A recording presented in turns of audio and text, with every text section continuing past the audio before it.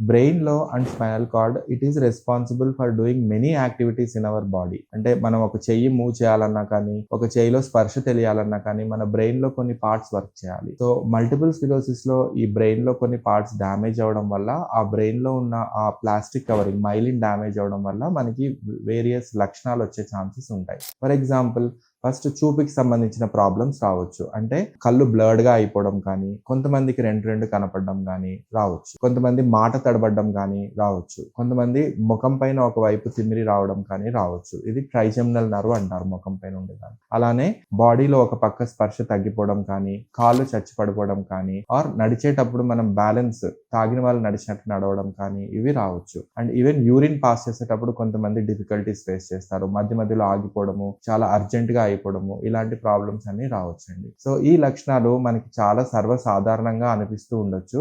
కానీ ఇవి ఒక మేజర్ డిసీజ్ మల్టిపుల్ స్క్లెరోసిస్ లక్షణాలు అయ్యి ఉండొచ్చు. ఈ లక్షణాలతో మీరు ఎవరైనా సఫర్ అయితూ ఉంటే వెంటనే మీ దగ్గర ఉన్న న్యూరాలజిస్ట్‌ని మీరు కలవండి.